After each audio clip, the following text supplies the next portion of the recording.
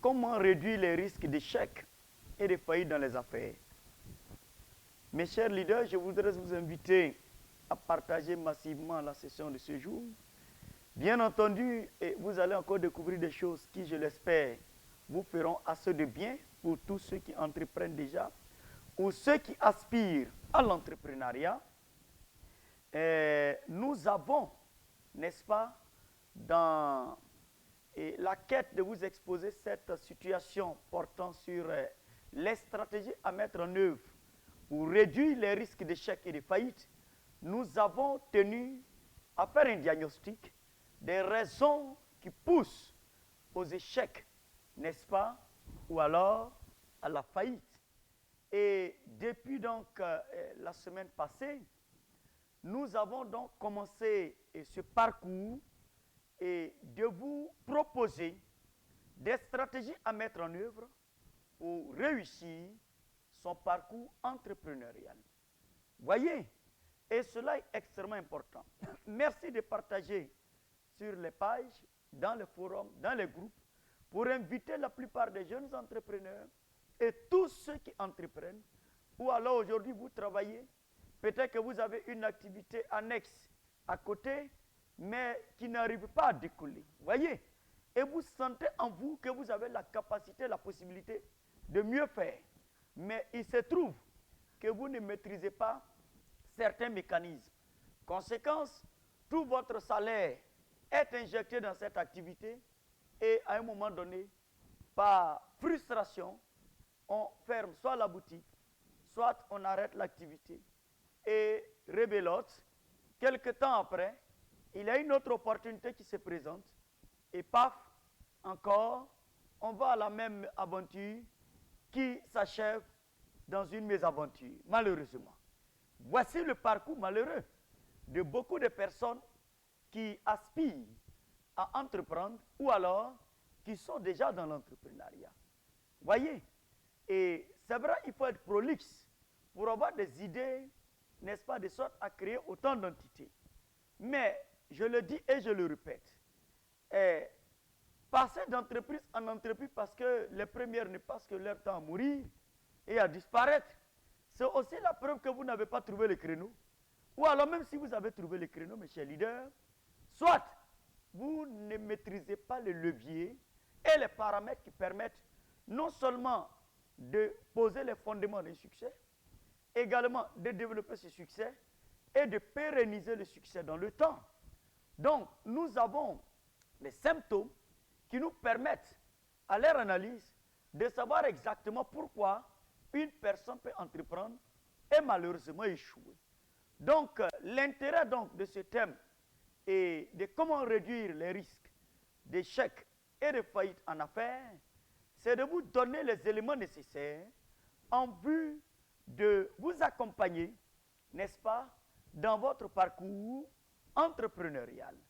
Et mes chers leaders, comme vous le savez, nous sommes en train donc de traiter de ce sous-thème intitulé « Quelle stratégie à mettre en œuvre pour réussir un parcours entrepreneurial ?» Et je voudrais vous demander d'inviter massivement.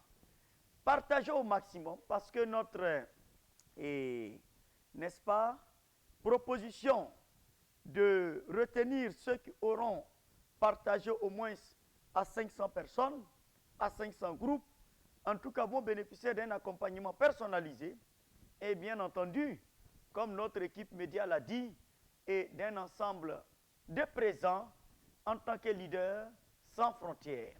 Donc, c'est toujours intéressant de continuer à partager massivement pour inviter la plupart de vos connaissances à venir nous suivre, de sorte à faire en sorte que ce thème puisse profiter à beaucoup de personnes qui sont dans les affaires. Vous savez, je le dis et je le répète, entreprendre, c'est s'engager sur un territoire de guerre. Jamais un État, n'est-ce pas, n'ordonne à des citoyens d'aller en guerre sans leur donner un minimum de préparation, de formation et bien entendu d'armes nécessaires à la guerre. Sinon, comment survivre au front? Et il se trouve que beaucoup de jeunes et beaucoup de personnes dans nos systèmes scolaires de façon générale, il se trouve que notre système éducatif même notre système social, alors généralement, n'a pas cette tendance à nous pousser à la prise de risque. Il n'y a pas de manuel, n'est-ce pas, qui intègre de façon claire et nette les principes de l'entrepreneuriat. Conséquence, c'est soit à l'université ou pendant le parcours des grandes écoles, ou alors par simple curiosité ou découverte, que les jeunes gens découvrent cette option, n'est-ce pas, qui leur permet non seulement de s'auto-employer, ou alors d'aller à une aventure entrepreneuriale. Et donc, on se retrouve dans un scénario où beaucoup de personnes se jettent, n'est-ce pas, sur ce terrain de guerre, sans y être préparées. Conséquence, vous avez beaucoup de bras cassés, des pieds cassés, des coups tordus, des mains coupées, et cela aboutit à d'énormes frustrations, malheureusement. Puisque j'en connais beaucoup, et vous voyez, c'est sur la base des retours d'expérience, d'observation, et de beaucoup d'échecs dont nous sommes témoins, que nous avons proposé ce thème en vue de vous accompagner. Donc, soyez donc les bienvenus, puisque le mardi passé, mes chers leaders, pour traiter de ce sous-thème, quelle stratégie à mettre en œuvre pour réussir donc un parcours entrepreneurial, nous avons vu le sujet portant sur savoir poser les fondements d'une entreprise. Et je vous ai exposé quelques éléments que je ne vais pas rappeler encore aujourd'hui.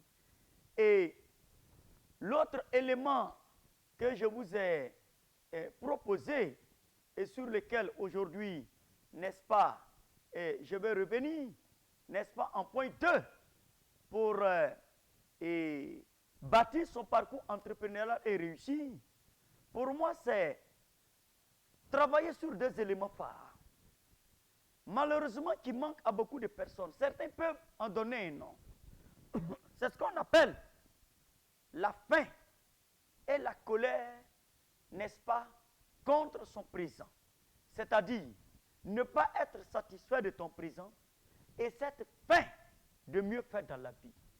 Mes chers leaders, je peux vous garantir que si dans ton parcours entrepreneurial, tu n'es pas animé par ce désir appelé la faim, ou alors ce sentiment appelé la colère de quitter son confort et d'aller vers des horizons peut-être même risqués et de prendre des risques de plus en plus élevés, je peux vous le garantir, il vous sera difficile de tenir ou alors de survivre sur le terrain entrepreneurial. Pourquoi? Je m'explique.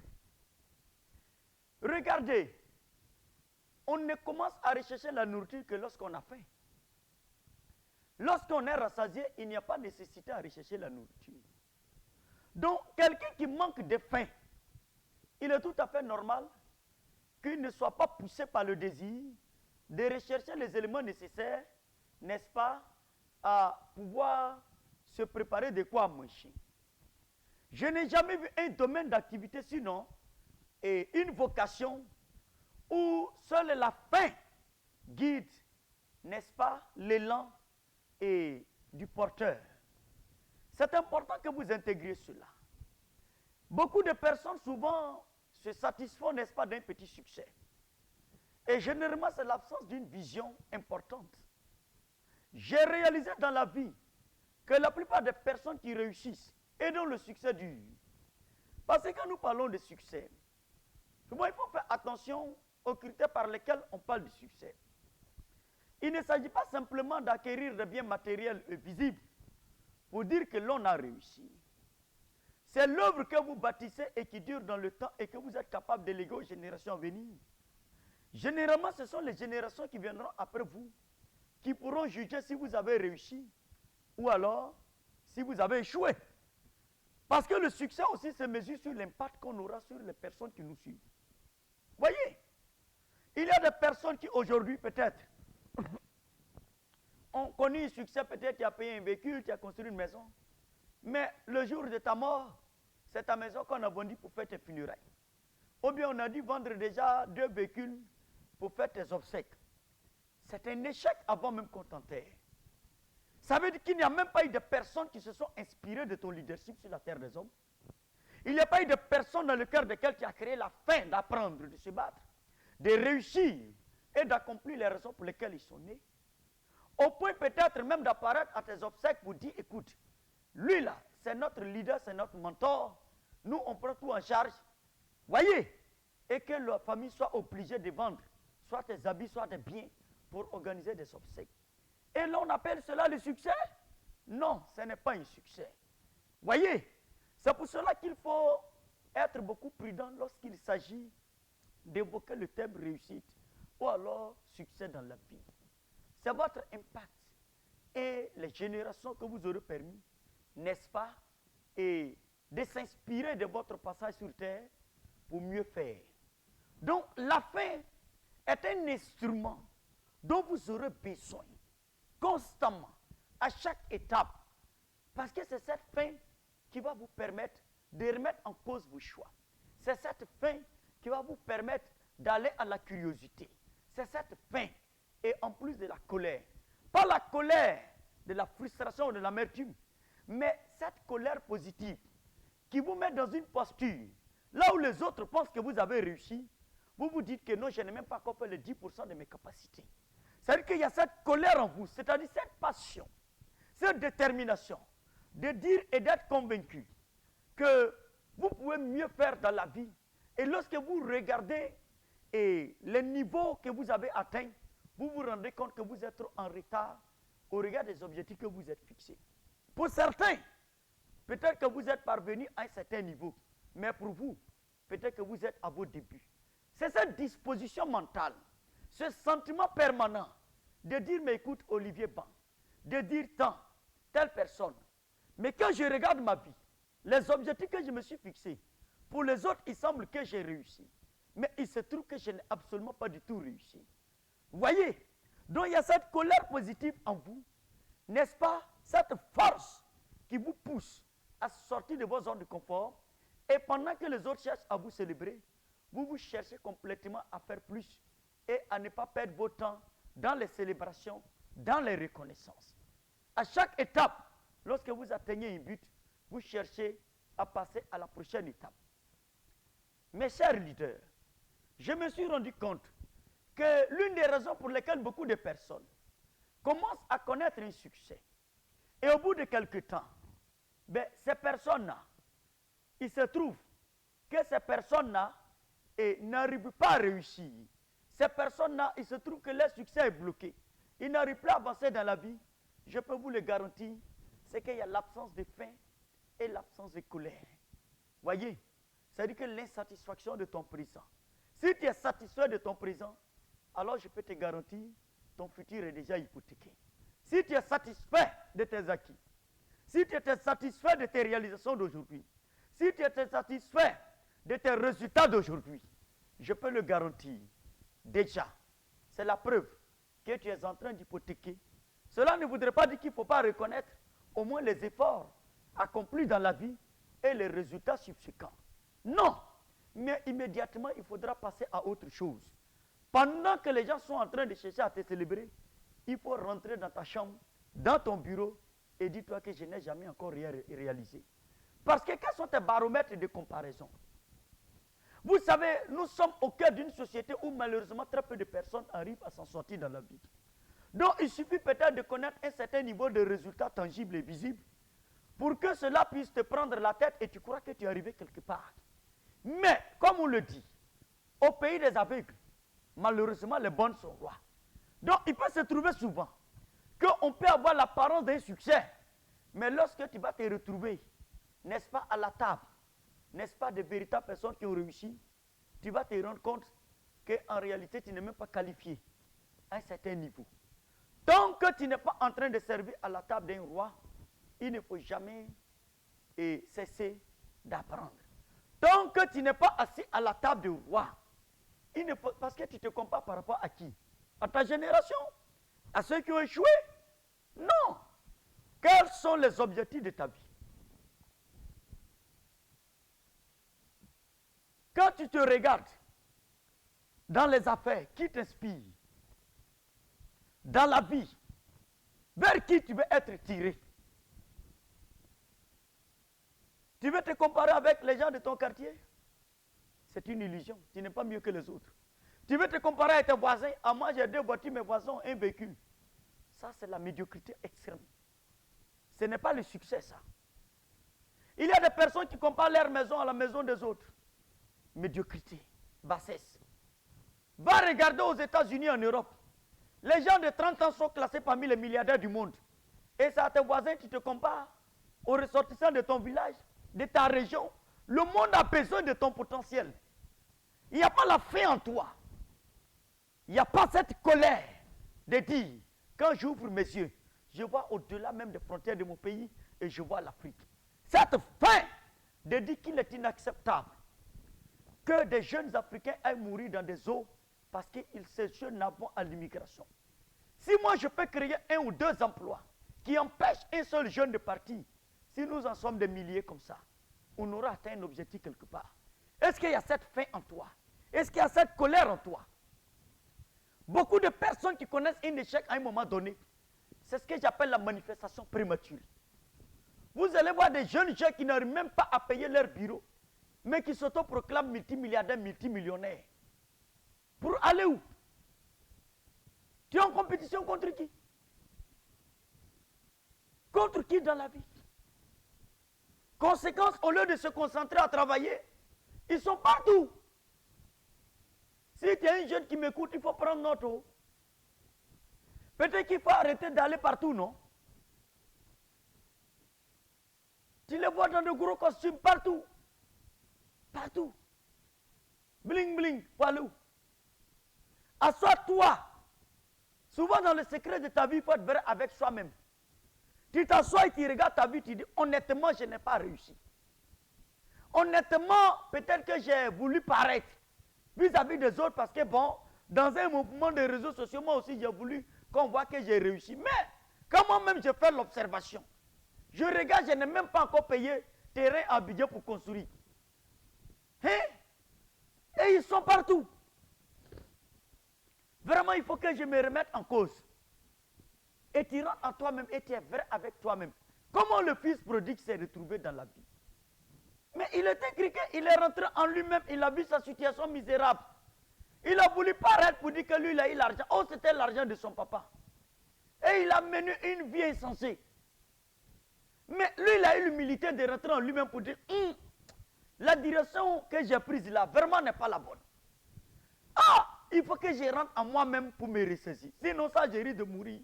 Pendant que les porcs sont en train de manger pour vivre, moi, je risque de mourir. Finalement, même ces porcs qui risquent de me manger. Ah, parce que quand il y a la faim, qu'il n'y a plus de nourriture, si porc voit ta viande, toi-même, il va te manger.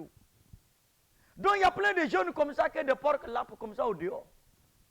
Parce qu'ils ne rentrent pas en eux-mêmes pour dire, ah, c'est vrai que j'ai voulu impressionner mes amis sur les réseaux sociaux, mais en réalité, vraiment, je ne mange pas. I didn't eat well. Je ne mange pas bien. Oui. Vous comprenez? Mes chers leaders. Donc j'ai analysé et j'ai observé. Et je me suis rendu compte que l'une des clés pour réussir dans la vie, c'est la faim et la colère. La faim et la colère, l'insatisfaction face à ton présent. Je vous dis la vérité, ça a été 2 moteurs, ce sont 2 moteurs qui ont guidé ma vie entrepreneuriale.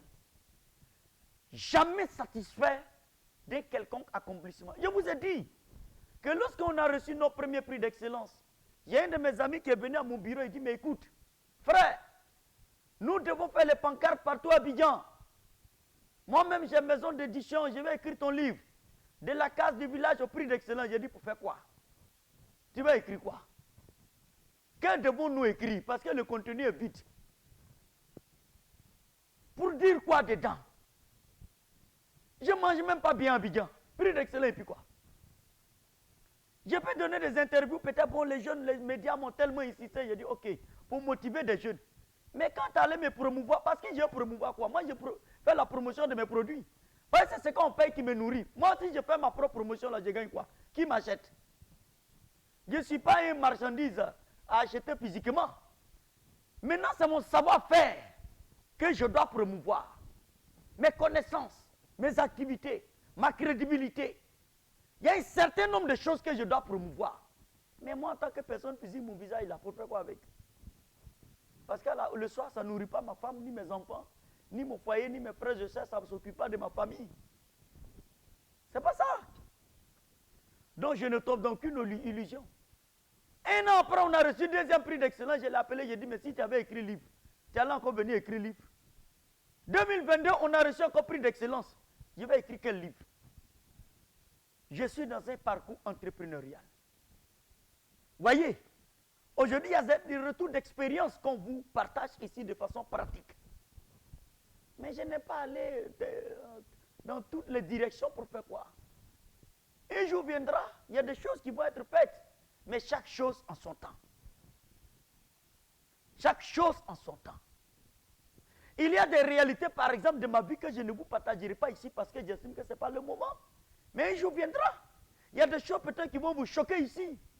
Mais des expériences que j'ai vécues, mais extraordinaires. Difficiles souvent. Terribles. Mais c'est la vie des hommes. Parce que quand tu ne sais pas aborder les choses en l'air temps, ça te détruit et ça joue contre toi. Et c'est la vie de beaucoup de personnes, de jeunes comme ça. Ils n'ont pas faim. Ils veulent paraître. Quand tu as faim, c'est dans le lieu secret. Quand tu sors, on sait que celui-là, il a appris. Comment je viens m'asseoir devant vous ici, là? Imaginez-vous que je suis un plaisantin qui vient ce soir en train de raconter sa vie. Qui va écouter? Non! Parce qu'il faut dire des choses que tu as éprouvées dans la vie. Il faut dire des choses que tu as éprouvées. Hein? Sinon, ça va être catastrophique. Tu vas les défendre comment? Hein? Tous les jeunes là sont riches sur les réseaux sociaux. Il a dit, donc pauvreté a disparu subitement comme ça. Et nous, il y a 15 ans, et puis on est dedans en train de courir comme ça. Donc on peut ramasser l'argent facilement. Ce n'est pas vrai. La vie est un processus, c'est un parcours. Et moi, je suis venu pour dire la vérité et puis peut-être décourager certains. Je n'aime pas être porteur de mauvaises nouvelles, mais je veux dire la vérité aux gens. Puisque certains ont essayé, vous voyez que ça n'a pas marché. Ça veut dire qu'on vous a beaucoup menti aussi. Ouais? Les gens mentent beaucoup. Vous piquez votre argent. Souvent même ceux qui vous disent que non, faites tant, ça va marcher. Souvent même leurs poches se sont trouées. Mais toi, tu ne connais pas la réalité de sa vie. Il ne te dit pas que la vérité, que la vie se construit étape par étape. J'ai essayé de violer certaines choses dans la vie, ça m'a brûlé, je sais ce qui est dedans. Voilà. La vie, ça se construit. Hein? Et on ment beaucoup de jeunes. Biné, ça colle là, ça ne marche pas. Hein? Rouge perd, noir gagne. Noir perd, rouge gagne. Depuis moi, j'ai joué à la loterie au lycée et puis on m'a pris mes 200, moi je n'ai plus jamais joué. Parce que j'ai compris que non, Dieu ne veut pas que moi je réussisse dans le trou de hasard. Non, je n'ai jamais joué à hasard de ma vie. Voilà. Je crois au percée, mais je ne crois pas au hasard. Même quand la percée arrive, si ta vie est hasardeuse, la percée ne reste pas. Parce qu'il n'y a pas un système qui est créé pour le maintenir. Ça va disparaître. Hein, il est écrit que l'homme est tel que sont les pensées de son âme. Si tes pensées sont tordues, hein, tout ce qui rentre dans ta vie va être tordu. Mes chers leaders, on a menti à beaucoup de personnes. Et nous, notre rôle, c'est de corriger tout ça. Pour vraiment mettre les choses en ordre. Si vous voulez construire un parcours entrepreneurial qui réussit, je vous dis la vérité, soyez animés de faim et de colère positive. C'est-à-dire que d'une insatisfaction permanente et de ce désir de passer à d'autres dimensions de votre projet et de votre vie entrepreneuriale. Ça doit être un désir permanent. Ça doit être un souci permanent. Ça doit être une quête permanente. Troisième élément que je vous propose comme stratégie, n'est-ce pas, pour vous bâtir un parcours entrepreneurial de succès. Et ça, je vais marquer un arrêt là-dessus. C'est votre capacité, n'est-ce pas, à construire des relations. Il y a beaucoup de personnes qui ne savent pas construire des relations. Je vous dis la vérité. Il y a des personnes qui sont prêtes à sacrifier des relations juste pour gagner de l'argent. Quel manque de sagesse. Il y a des personnes qui ne savent pas construire des relations. Vous savez, moi j'ai lu beaucoup les Saintes Écritures, hein, et ça m'aide beaucoup. Il y a des personnes qui sont prêtes à détruire toute forme de relation juste pour obtenir de l'argent. Et quand ces personnes ont fini d'obtenir l'argent, ils se rendent compte qu'ils sont seuls au monde. Quelle misère de se retrouver seuls sur la terre des hommes. C'est déjà un échec qui ne dit pas son nom. D'avoir tout obtenu et d'avoir perdu l'essentiel, qui est l'homme. Ça, c'est quand même terrible. Cela ne voudrait pas dire que tu vas être d'accord avec tout le monde sur ton parcours. Mais il y a des personnes avec lesquelles il faut pouvoir maintenir les relations dans la vie. Vous comprenez? Prenez note de ce que je vous dis. Ça va vous aider, chers leaders. Parce que vous êtes des leaders. Et un leader doit comprendre où se trouvent les choix stratégiques de sa vie et de sa destinée. Un leader doit savoir quand est-ce que j'accepte un conflit avec une personne, quand est-ce que je ne dois pas faire un conflit. Quand est-ce que je renonce à mes droits et quand est-ce que je défends mes droits. Vous savez, pour bâtir des relations dans la vie, ça demande beaucoup de discernement. Parce que chaque choix a son importance. Quand est-ce que je me sépare de tel collaborateur et quelles en sont les conséquences? Dans la vie, il faut pouvoir se séparer de certaines personnes quand cela est nécessaire. Ce ne sont pas les états d'âme. C'est l'une des raisons pour lesquelles moi, avant de faire mes choix, je prends le temps de la réflexion. Parce que quand je fais des choix, ces choix sont définitifs. Parce que la vie n'est pas guidée par les émotions. La vie est guidée par les choix que tu fais. Malheureusement, beaucoup de personnes agissent sous les émotions. Donc, l'environnement de leurs relations est exclusivement piloté par les états d'âme du moment.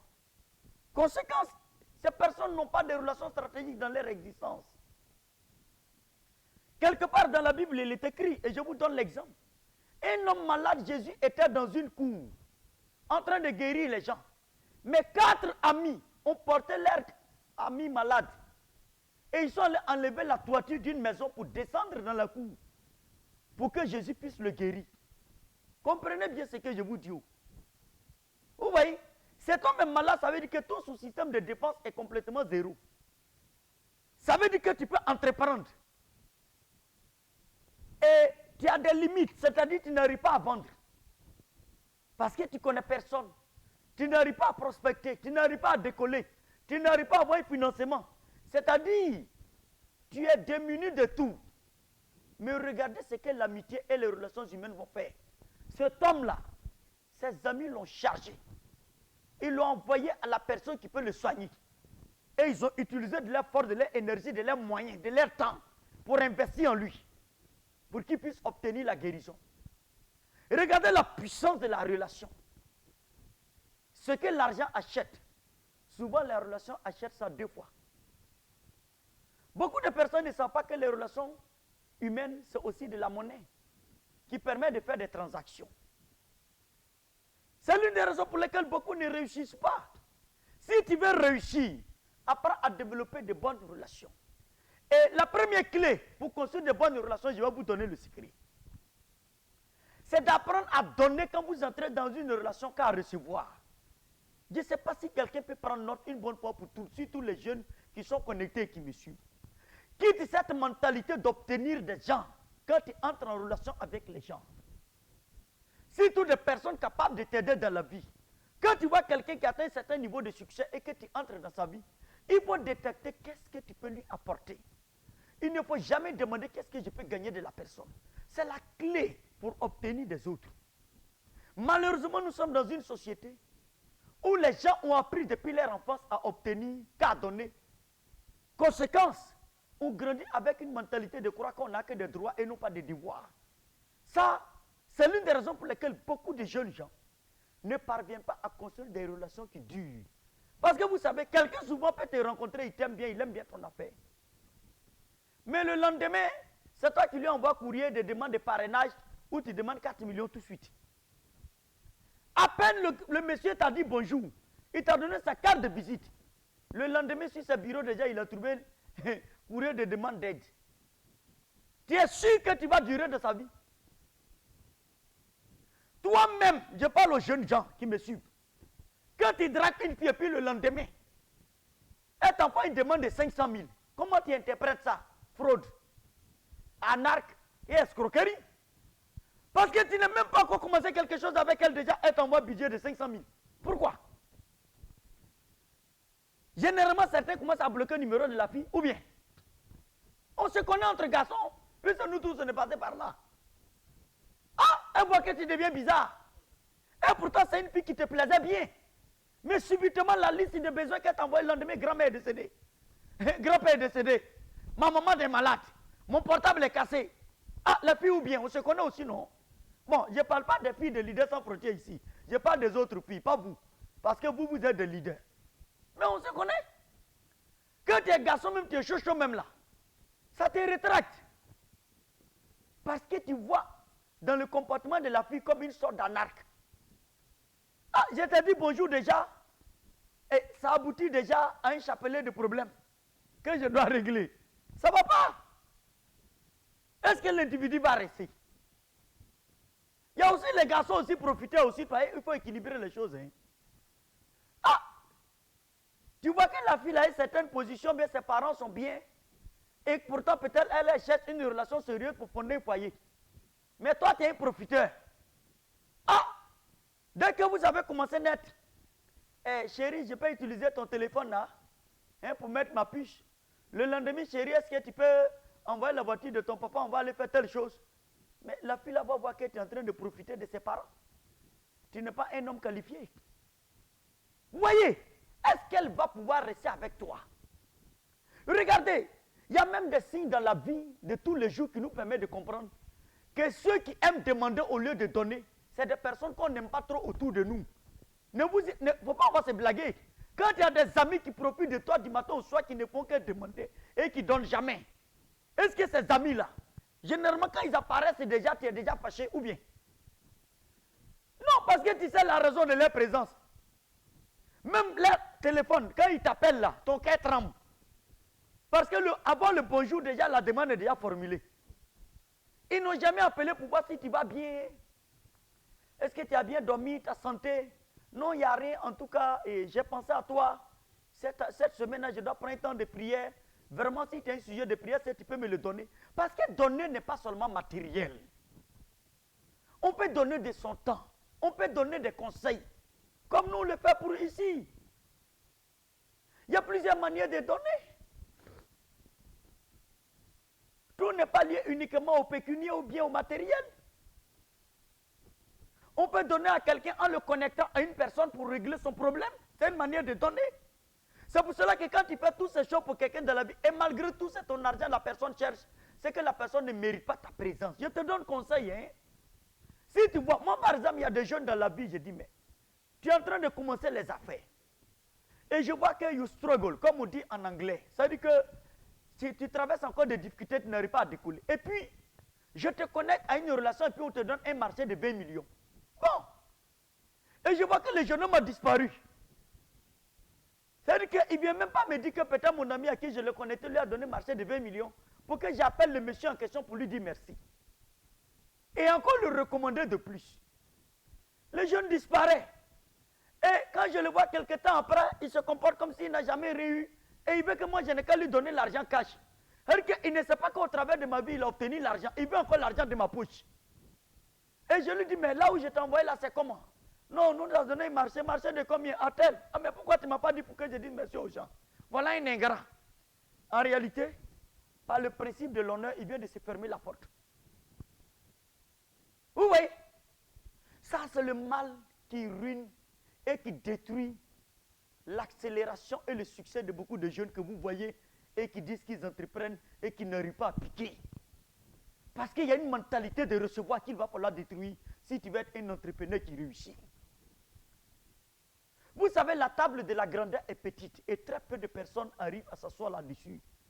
Par système de tricherie, tu peux y arriver, mais ça va t'éjecter. Ce qui fait que les gens n'arrivent pas à construire de bonnes relations. Des gens qui n'aiment pas donner. Ils sont égoïstes. Il y a des personnes qui sont égocentriques, c'est-à-dire que tout est autour de les personnes. Vous marchez ensemble. Et moi, j'ai constaté ça. Il y a des personnes, par exemple, vous allez voir dans les groupes, quand il y a un événement, ils disent, oh, c'est nous, on va organiser. Il se met toujours à la tête. Vous savez pourquoi? Parce qu'il ne veut pas faire partie de ceux qui cotisent. Parce qu'il pense que moi, comme nous, on a organisé là, c'est bénévolat, donc je n'ai plus rien à donner. Et vous regardez la vie de ces personnes, ça ne décolle pas pour arriver quelque part. Et pourtant, ils servent. Parce que les motivations de son cœur, Dieu ne peut pas bénir quelqu'un comme ça. Ça aussi, c'est des personnes que j'ai constatées dans mon parcours dans la vie. Ils font semblant de servir, mais en réalité, c'est pour refuser de donner et de contribuer qu'ils se proposent de servir. En réalité, c'est de mauvais serviteurs. Ils ne sont pas honnêtes ni vrais. Ni vrais. Tu as entendu ton ami a lancé une activité. Tu n'as jamais appelé cet ami pour dire ce que tu vends là, même si tu n'aimes pas le produit. C'est conseil que je donne à quelqu'un. Tu n'as jamais appelé pour dire, ah, ton produit là, vraiment, c'est quoi tu vends? Il te dit, bon, envoie-moi pour 5 000 francs. Et puis tu prends. Même si tu n'as pas besoin. Parce que c'est une intention de vouloir le soutenir. C'est un acte de soutien et de solidarité. Pas que tu veux utiliser. Tu peux même payer puis offrir à quelqu'un. Et après tu vas lui dire, ah vraiment j'ai utilisé le produit, c'est bien. Même si tu penses qu'il y a des observations, après tu peux les rapprocher pour dire, ah, j'ai regardé à tel niveau, je pense que tu peux améliorer ainsi. Si tu fais comme si, ça peut encore marcher, ainsi de suite. Vous comprenez? Moi, je n'ai jamais dénigré le produit d'un proche. Même quand je sais que c'est mal fait. Si c'est mal fait, alors il me donne l'occasion de l'aider à s'améliorer. Mais pas à critiquer. Vous voyez, le petit esprit, il prend le produit, lui la main, il dit, il vend quelque chose, regarde, c'est même pas bon même, j'ai utilisé la zéro. Ça, c'est la mentalité des gens qui ne peuvent jamais réussir dans la vie. Parce que la personne que tu dénigres aujourd'hui, tu vas aller parler à d'autres personnes, ah, ne payez pas son produit. Mais vous savez, il y a une loi de justice divine qui va faire que la personne va quête, la personne va réussir. Et la personne saura que c'est toi qui es parti le dénigrer. Et au cas de son succès, c'est toi qui vas l'appeler pour dire, ah, moi je t'appelle, tu ne prends pas, nous on a été tes premiers clients, non? Mais evil speaking, c'est-à-dire le fait de dénigrer, parler mal, c'est arrivé à ses oreilles. Il ne va pas te prendre au téléphone. Parce que tu t'es moqué de ses débuts, de ses balbutiements. Vous voyez? Voilà des comportements qui font qu'on n'arrive pas à construire des relations stratégiques dans la vie. Parce qu'on ne sait pas donner aux autres et on ne sait pas s'investir dans la vie des autres. Il y a des personnes dans la vie qui ne croient en rien du tout à ce que les autres font. C'est lorsque tu brilles, ils apparaissent pour dire, ah, on était tes amis. Aujourd'hui, là, tu nous as oubliés. Vous voyez? Et ils veulent réclamer des droits et des places qu'ils ne méritent pas. Et ils veulent pousser ceux qui ont cru en toi pour dire, ah, ceux-là, ils sont d'où même. Peut-être qu'ils ne les voyaient pas au moment de ses souffrances, mais c'est eux qui étaient là avec lui. Commencer avec quelqu'un ne veut pas dire que tu dois arriver à Cana avec la personne. Allez-y demander au peuple d'Israël. Tous les vieillards qui ont commencé, à part Caleb et Josué, beaucoup ne sont pas arrivés quelque part. Hein? C'est une nouvelle génération qui est rentrée à Canaan. Allez-y regardez les Écritures pour comprendre beaucoup de choses. Il ne s'agit pas de commencer une marche avec quelqu'un dans la vie pour dire que ça te donne la place d'honneur dans sa vie. Ce n'est pas vrai. Quel a été ton rôle honnête et vrai? Il y a des personnes qui soutiennent par hypocrisie. Dans la vie, tout ça, c'est des sentiments qu'il faut enlever de son cœur. Hypocrisie, jalousie, envie, ça ne va jamais te... Et vous savez, quand tu envies quelqu'un, la personne sait ça. Est-ce que vous savez ça? Quand tu es envieux, tu marches avec quelqu'un qui est envieux, tu le sais. Chaque fois qu'il y a un bonheur dans ta vie, la personne ne peut même pas rire. C'est-à-dire que les dents sont jaunes comme ça, subitement. C'est-à-dire que le sourire est difficile. Ça ne se cache pas où. La personne sait très bien que tu n'es pas satisfait de son succès, que tu n'es pas heureux. Mais la personne ne va pas te faire croire qu'il le sait. Il va jouer le jeu comme les gens ont chanté, on dit, à Tito, tu ris, je ris, tu pleures, je pleure. Non, il joue le jeu, mais il sait très bien que tu es une aigri. Et beaucoup de jeunes qui entreprennent, beaucoup de personnes, n'ont pas compris que c'est de cette façon qu'on construit des relations stratégiques. En sachant investir dans la vie des autres. Vous voyez? Peut-être tu ne fais pas politique, mais campagne électorale arrive. Tu as un ami, lui, dit il fait politique. Toi, ce n'est pas ton dada, ce n'est pas grave. Ah, mon ami, Bon, moi, je n'ai pas grand-chose. Hein. J'envoie carburant 100 000. Au moins, comme tes équipes vont aller dans les campagnes, ainsi de suite. J'ai fait dépôt 100 000. Ils n'ont qu'à prendre moins pour boire l'eau, ainsi de suite. C'est un acte. Ah, waouh. Frère, merci beaucoup pour ton soutien. Il peut aller à cette campagne et puis échouer. Ce n'est pas grave. Mais il est politicien. Un échec à une élection locale ou bien politique ne veut pas dire que la carrière de la personne est finie. Si tout cas son parti est au pouvoir, la personne peut être nommée les instants qui suivent. Vous comprenez? Et à cause de ton geste, la personne peut occuper un poste stratégique demain. Il peut te donner ton premier plus gros marché. Parce que la personne, la loi de la semence va faire que tu récoltes. Il y a une dette envers lui. La personne a une dette avec toi. Sauf si c'est un ingrat. Et ce n'est pas grave, même si la personne ne reconnaît pas. La loi de la justice de Dieu va faire que quelqu'un d'autre va te le payer. C'est comme ça. Donc, beaucoup de personnes veulent entreprendre réussir. Mais ils n'ont pas compris et ils n'ont pas atteint le niveau de comment on gère stratégiquement et intelligemment les relations humaines. Quand ils entrent dans la vie des autres, ils veulent obtenir, ils veulent voir, ils veulent qu'on les donne, ainsi de suite. Tu ne vas pas arriver quelque part dans la vie avec une mentalité aussi petite. C'est impossible.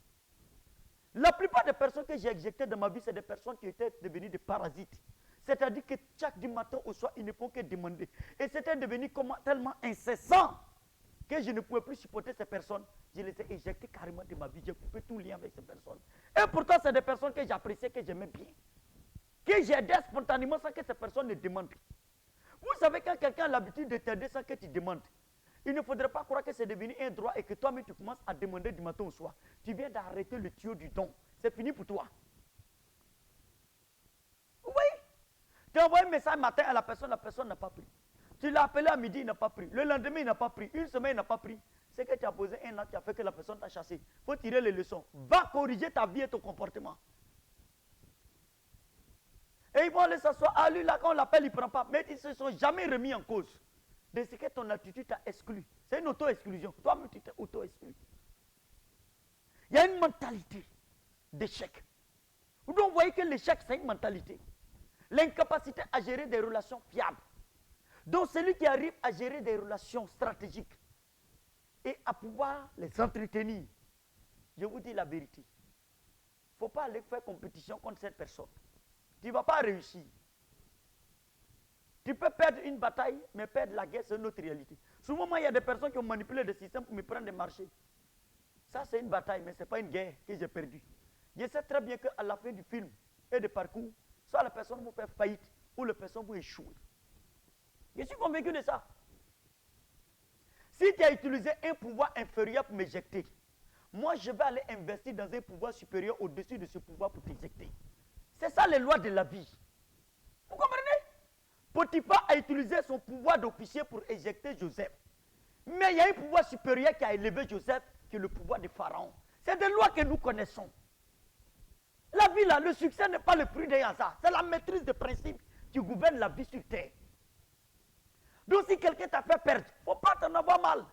Il faut voir quelle est l'autorité qui est au-dessus de celui qui t'a fait perdre. Et commence à investir dessus. Ça peut prendre 1 an, 2 ans, 3 ans. Un jour, l'autorité qui est au-dessus va te restaurer. C'est des secrets qu'il faut connaître. Il ne faut pas manger, boire seulement. La vie ne consiste pas seulement en ça. La vie, c'est la profondeur qui appelle la profondeur. Je parle aux entrepreneurs. Vous qui m'écoutez, sachez que la qualité, le succès d'un homme qui dure, vous savez, généralement, je peux te dire, montre-moi tes relations et je te dirai quel sera ton succès. Montre-moi les personnes que tu côtoies. Je vais prédire plus ou moins ton succès dans la vie ou ton échec. Parce que nous sommes la moyenne de ceux que nous côtoyons. Ben oui, c'est une réalité. Nous sommes le résultat de ceux que nous côtoyons. Tes choix même relationnels déjà vont définir qui tu vas être dans quelques années. Moi, je peux regarder quelqu'un, ses relations, les personnes qu'il côtoie. Je peux lui prédire déjà son avenir sans être charlatan ou bien marabout. Parce que c'est une réalité normale. On n'a pas besoin d'aller beaucoup chercher prophétie pour ça. C'est la vie qui est comme ça. C'est la vie. Chers leaders, C'est une réalité à intégrer.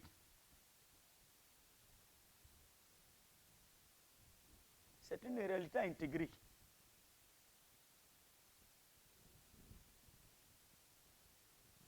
C'est une réalité à intégrer.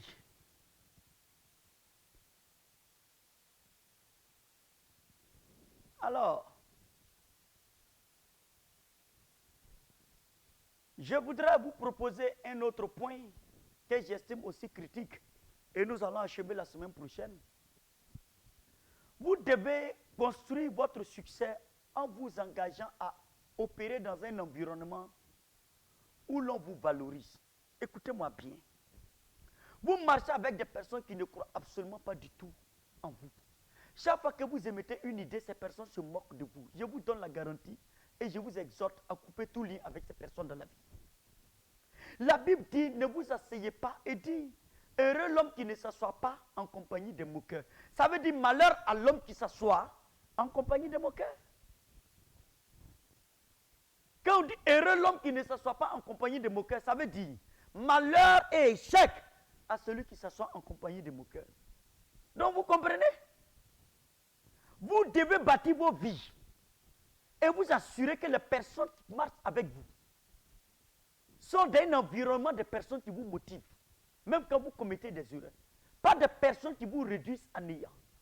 Des personnes qui contribuent, n'est-ce pas, à votre succès. Des personnes qui ont de la valeur ajoutée pour vous. Des personnes qui croient en vous. Des personnes qui vous donnent des idées. Des personnes qui contribuent. Pas des personnes qui font que vous vous énervez du matin au soir. Parce qu'incompétentes, parce qu'envieuses. Vous êtes dans un environnement de stress avec ces personnes. Un environnement où, quand ces personnes apparaissent, ton cœur bat déjà. Parce que tu sais que c'est des problèmes que ces personnes t'envoient. Vous savez, il est écrit aimez-vous les uns les autres. Ça, c'est un ordre. Aimer est un ordre. Mais choisir ses relations et son environnement n'a jamais été un ordre. C'est un choix. Vous comprenez? C'est-à-dire que décider d'être dans un environnement où l'on vous dévalorise, c'est un choix. Ça, ce n'est pas un ordre. C'est un choix.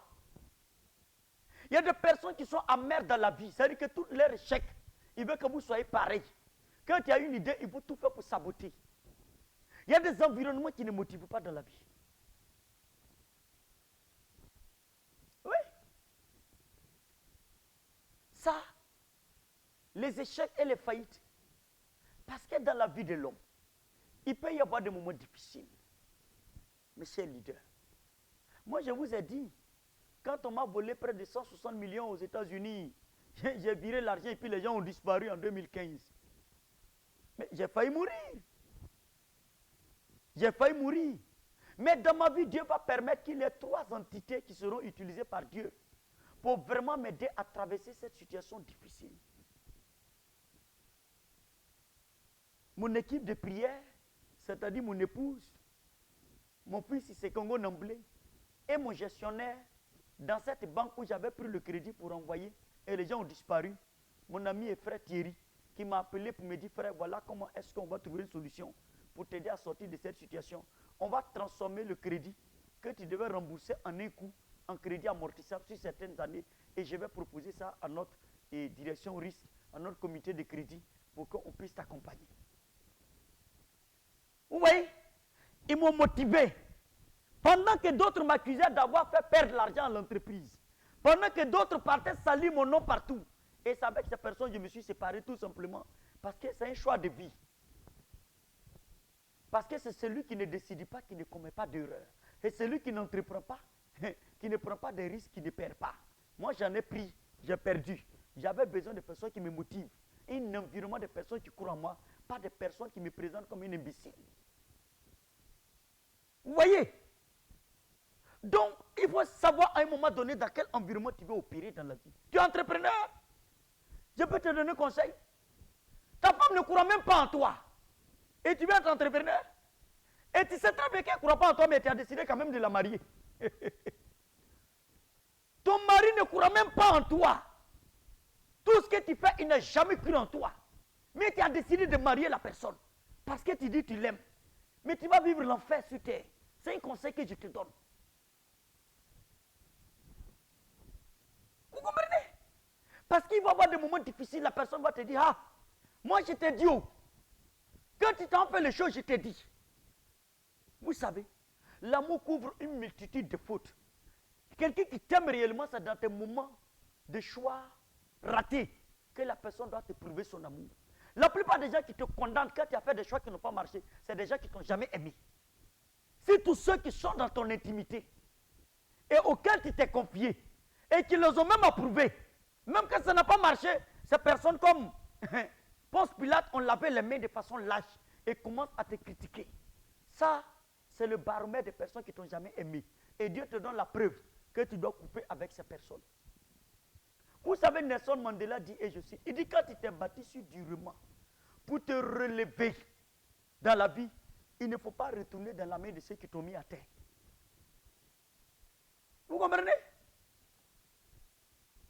Donc, en tant qu'entrepreneur, il va y avoir des moments où tu as un doigt de la faillite et de l'échec.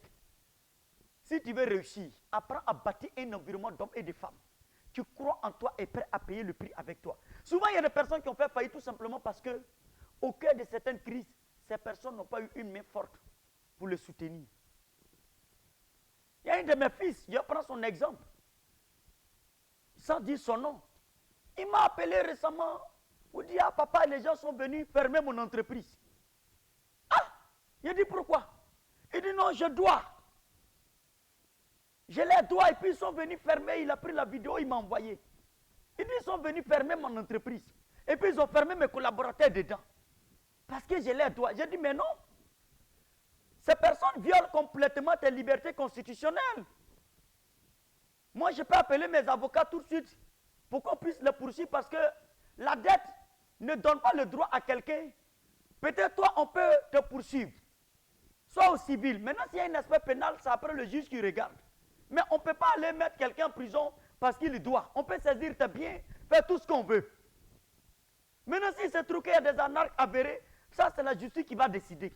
Mais venir fermer les emplois d'une société avec cadenas, venir avec soit policier ou bien louba, pour venir les fermer, violer les droits. Écoute, on est dans un état de droit quand même, mon fils.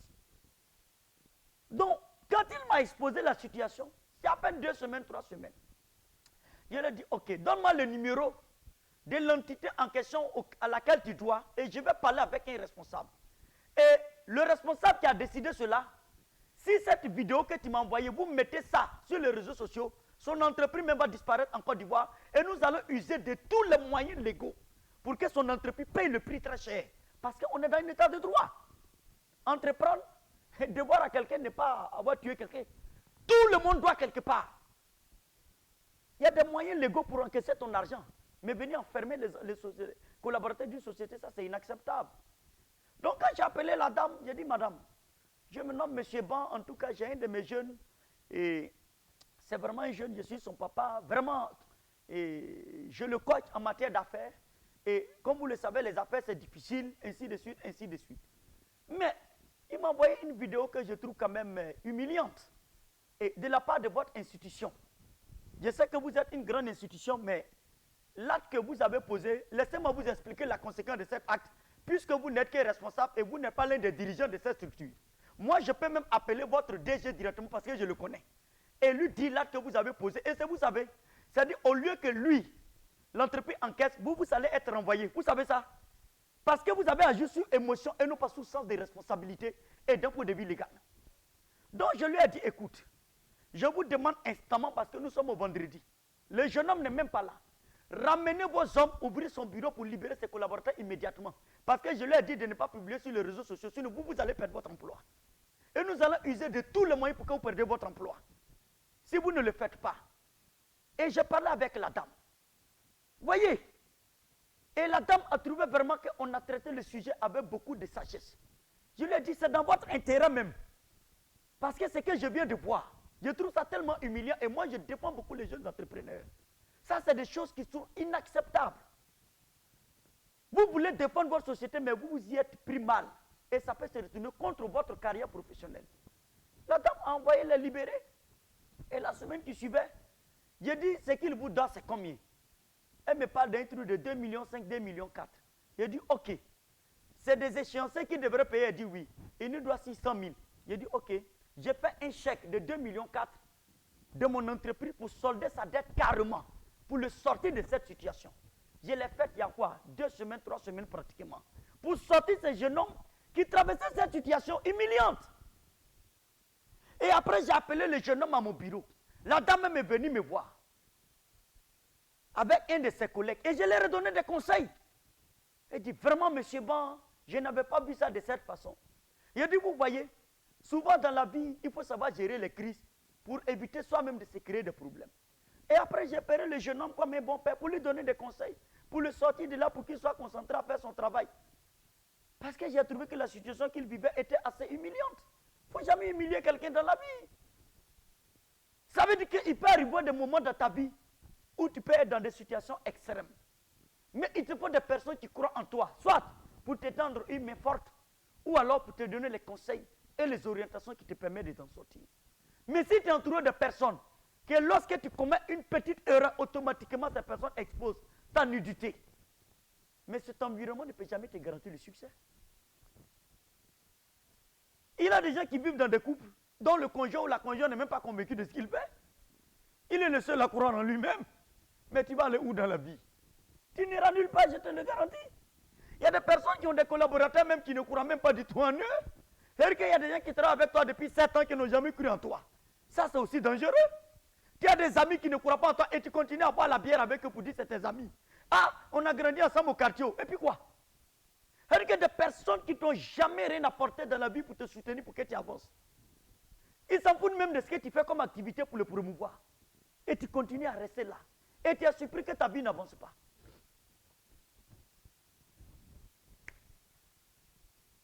Ah! Mes chers leaders, souvent ce n'est pas parce qu'on n'est pas doté d'intelligence, ni de compétences, ni de capacités. Généralement, il y a un souci. L'environnement ne nous est pas favorable. C'est pour cela qu'il faut créer son environnement soi-même.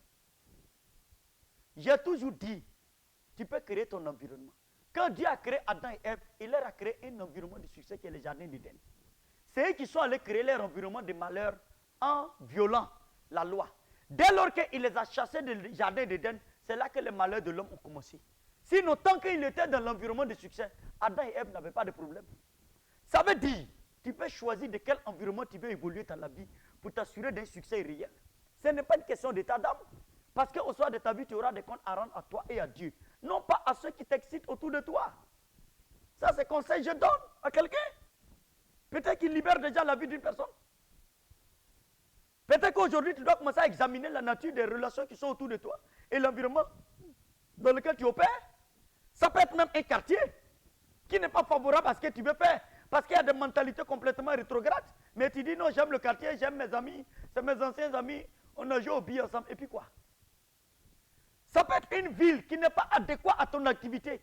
Mais tu dis non, c'est là-bas, c'est trouve la maison familiale. Ah, et c'est Abraham n'était pas dans la maison familiale, mais Dieu lui a dit quitte ta parenté pour partir. Parce que l'environnement de cette maison familiale n'était pas favorable pour lui. Donc vous comprenez que l'environnement joue un rôle dans le succès de l'homme parce que cela affecte ton système de pensée, tes valeurs, tes convictions. Et il y aura des moments difficiles dans la vie où cet environnement doit jouer un rôle. Tu dois avoir des amis qui croient en toi ou des personnes qui croient en toi. Capables de t'aider par un seul conseil. Moi, j'ai des amis souvent dans des banques qui m'appellent. Ah, écoute, il y a tel défi ici. Voilà comment tu dois t'y prendre, ainsi de suite. Pour m'assister, ne serait-ce que par un conseil. Ça vaut plus que des millions. Parce que ces personnes ne veulent pas que je perde ma crédibilité. Non, ils essaient vraiment de trouver des solutions. Je vous ai parlé de cette crise de 160 millions dans cette banque où c'est un ami banquier, mon gestionnaire, qui m'a aidé à trouver l'approche et la solution pour nous en sortir. Même si on a payé les dettes pendant près de 6 ans, à amortir une dette, de l'argent que je n'ai même pas utilisé. Mais c'est une leçon de vie. Si quelqu'un sort de planète Mars pour dire je t'envoie 10 milliards, c'est je crois encore. Ah, parce que moi là, j'avais vu déjà île Bahamas et puis tout ça, rapidement. Dieu dit non, tu n'es pas prêt. Si ça arrive, tu vas mourir. Non, on m'a tapé ça, ils sont partis. Ah! Mes propres volets, quand ils sont venus à Abidjan, même j'ai fait prendre 2 motards. Ah! Ton propre volet. Pour démontrer que bon, moi, je connais quand même des gens à Abidjan aussi. C'était le vent. Ils m'ont reçu dans des faux bureaux à Miami, aux États-Unis. Quand j'ai vu comme ça, là, j'ai dit, enfant de pauvre, venir de Bondoukou, voilà Olivier. Au moins, tu as fait ce projet-là, ça va changer le destin de beaucoup de personnes. Et puis bon, tu n'es plus n'importe qui maintenant. Il y a maintenant tous mes malheurs vont commencer. Affaire d'entrepreneuriat là. Mes amis, laissez-nous vous dire la vérité. C'est pas biné. Souvent, ça peut donner des douleurs terribles. Il va y mourir. Tu es là même, tu te dis, mais c'est dans quoi je me suis mis même au juste, en fait. C'est-à-dire que tu ne peux même pas donner le nom de où tu es en train de partir. Tu te dis, mais qu'est-ce que je fous même? Bon, mais tu es déjà engagé. Ce qui est sûr, comme on le dit à Abidjan, à nous aller, allons seulement. On verra, on va aboutir, mais on a la foi. Jusqu'à même, j'ai un de mes proches qui est venu à mon bureau. Il dit, comme tu as créé cette société-là, Agro for Life là, il dit, il faut faire, moi je suis juriste, on va aller déclarer faillite pour que tu arrêtes tout. Lui, c'est lui qui a aidé à créer. Il m'a conseillé tous les statuts, les trucs, il nous a accompagnés dedans. Il m'a dit, frère, pour t'aider, parce que je te vois souffrir. Il dit, pour arrêter tout ça. Je lui ai dit, j'ai pris les conseils. Quand il est parti, j'ai dit en tout cas, que Dieu bénisse ta vie. Mais ma vision n'est pas ta vision. Parce que moi, j'ai lu Somme 23 où c'est lui qui m'a dans la vallée de l'homme de la mort. Quand tu arrives au verset 5, on dit, on dresse en face une table et on dit ta tête. Toi, tu veux que je refuse la vallée de l'homme de la mort pour devenir un entrepreneur qui puisse conseiller beaucoup de jeunes en Afrique. Pour rater ma destinée, parce que mon succès, c'est quoi? Ce n'est pas le fait d'obtenir l'argent ou le bien. C'est le fait que je sors avec une expérience qui me permet de conseiller les jeunes. Et ça, je suis obligé de passer par cette coupe difficile. 2015. Et pourtant, il était de bonne foi. Mais il n'était pas un environnement favorable. Et je le comprends. Parce qu'il avait pitié pour moi. Et je salue sa démarche. Mais ce n'était pas une démarche utile pour moi. Imaginez-vous si je l'avais écouté. Il y a des expériences que je vous partage aujourd'hui, je ne serais pas qualifié à le faire. Parce que je ne les aurais pas vécues. Donc il y a besoin à un moment donné de ton histoire et de ton parcours, d'hommes et de femmes qui croient en toi, capables de te motiver, quand bien même que ces personnes sont conscientes que tu as commis des erreurs. Et comprendre que c'est parce que ton métier et ton activité d'entrepreneur est un métier de prise de décision et qu'il peut y avoir des décisions qui n'ont pas marché. Et tu apprends de tes erreurs pour t'améliorer. Voyez? Mais si tu es trop innocent dans la vie, comment tu peux devenir leader? C'est-à-dire que la vie ne t'a pas laissé des plaies. Tu vas présenter quelles plaies à ta résurrection? Il a fallu que Jésus présente des plaies pour que Matthieu et Thomas croient.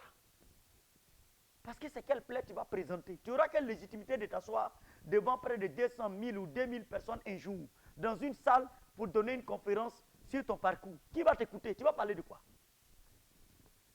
Donc l'environnement est important. Mes chers leaders, l'environnement est important. Voyez? Donc je suis arrivé à une conclusion dans ma vie que les personnes qui t'entourent et les personnes avec lesquelles tu marches et le lieu même et le système de pensée qui guide un environnement peuvent affecter soit positivement ou négativement ton succès. Voyez? Ton succès.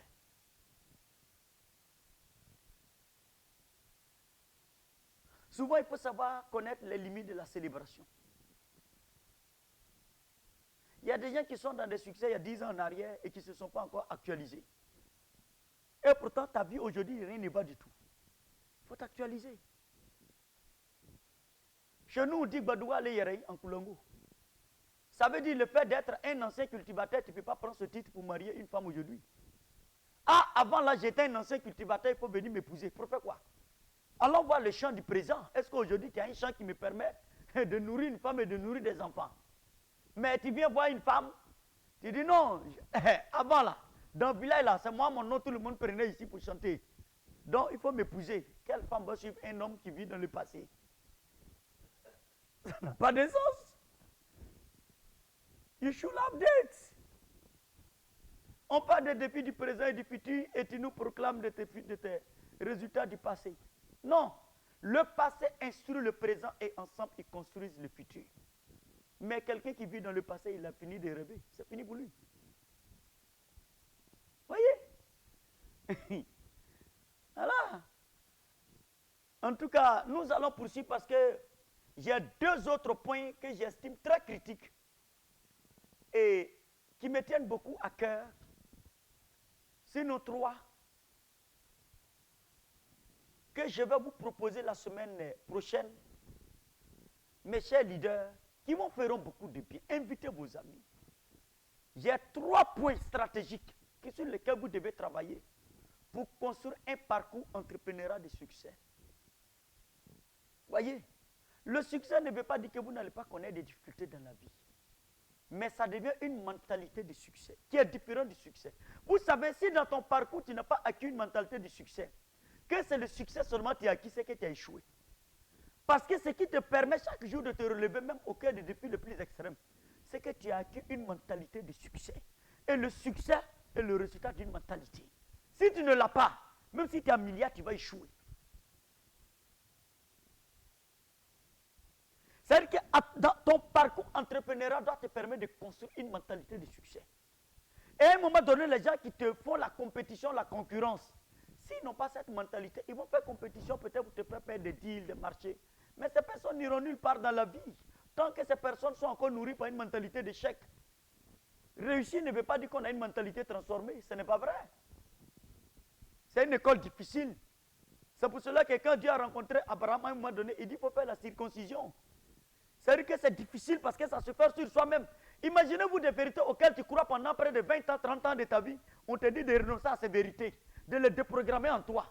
Mais c'est une circoncision difficile. Très peu de personnes y arrivent. Est-ce que vous savez qu'il y a des personnes qui sont riches, qui ont des milliards, mais qui ont une mentalité d'échec? Il suffit d'un événement pour que tout s'écroule. C'est pour cela qu'il ne faut jamais se laisser impressionner. Je vous dis la vérité. Il ne faut jamais se moquer de quelqu'un qui a une mentalité de succès et qui est à terre. Il faut être prudent dans la vie. Et les critères par lesquels on évalue les hommes, il faut être très prudent. Beaucoup de critères ne sont pas vrais. Parce qu'il y a des réalités qui nous permettent de savoir que beaucoup de critères ne sont pas vrais. Alors, mes chers leaders, la semaine prochaine, on prendra vos questions pour ceux qui ont des préoccupations. On va revenir là-dessus.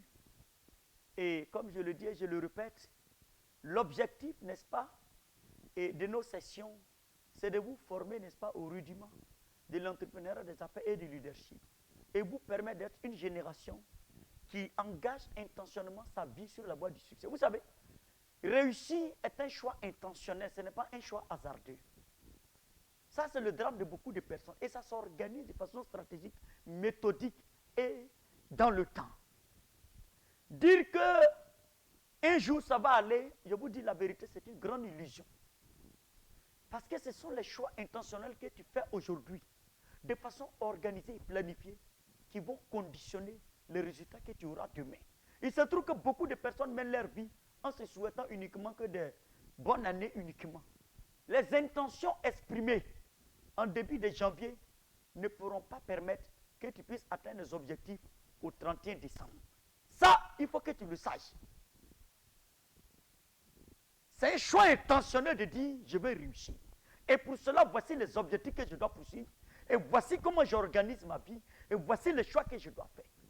Moi, au 31 décembre, j'ai écrit un ensemble de sujets que j'ai partagés à mon épouse. Et je lui ai dit, je me suis rendu compte qu'il y a tel domaine de ma vie pour lequel je perds trop de temps, je perds trop de ressources. Et voici les objectifs, voici les améliorations que j'ai introduites dans mon foyer, dans mes affaires. Et voici les critères à partir desquels je fonctionne. Ça veut dire que je me suis remis en cause dans beaucoup de choses, des domaines de ma vie. Pour faire des choix. Et toute l'année 2023, je me rends compte que non, ce sont ces directives qui sont en train d'influencer mes choix.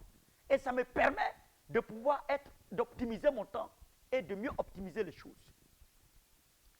Si tu n'as pas fait de choix et tu n'as pas une stratégie intentionnelle, tirer les leçons de tous les échecs, toutes les difficultés, les choses qui n'ont pas marché, Peut-être que ton problème peut être spirituel. Pour ceux qui ne croient pas, bon, je les respecte. Ah, il ne faut pas rester là pour dire non. Pourquoi est-ce que quand je rentre dans une entreprise, on me chasse, ou bien quand je fais les affaires, ça échoue du matin au soir? Peut-être qu'il faut aller voir un homme de Dieu, ou bien un imam quelque part, ou un prophète, je ne sais pas moi, ou bien un prêtre. Pour parler, ça demande l'humilité aussi de savoir que les choses ne vont pas bien dans ta vie. Ou alors, c'est l'ignorance. Dans ce cas, tu es le bienvenu à nos sessions de masterclass, mais en même temps aussi, il faut aller sur des groupes de formation comme YouTube, où il y a des gens qui donnent tout gratuitement. Je vous le dis, ce n'est pas tout, on paye pour obtenir. Par contre, il y a d'autres qu'on paye pour obtenir. Il y a peut-être des sessions, un jour, je peux donner, pour lesquelles peut-être ça ne sera pas gratuit. Ah, mais c'est ça aussi. Par contre, ici, là, on te dit de passer peut-être juste quelques temps. Et il y a des personnes qui continuent de reproduire les mêmes erreurs. Les personnes voient nos masterclass passer. Tu vas voir que c'est un seul sujet de masterclass qui est leur solution. Mais ils disent, ça ne m'intéresse pas, moi je m'en vais à ma clientèle. Et ils continuent d'échouer, l'année prochaine encore, la personne va échouer. Vous voyez? Donc, c'est le choix intentionnel de dire, je ne finirai pas mon parcours sur terre dans la désolation. C'est un choix. Je vous le dis et je le répète. C'est la vérité. La preuve. Après ton bac ou quoi, tu as dit, bon, je vais aller faire sociologie, tu es devenu sociologue. Si tu avais décidé de faire autre chose, c'est ce que tu allais devenir. Donc nous sommes les résultats de nos choix. Ou alors les résultats des choix des autres pour nous. Donc nous sommes des victimes peut-être. Ou alors dont nous sommes bénéficiaires. Parce que chaque choix conduit à deux résultats possibles. Soit c'est bénéfique, ou c'est à ton désavantage. Quoi qu'il en soit, il y a un fruit qui doit sortir de là.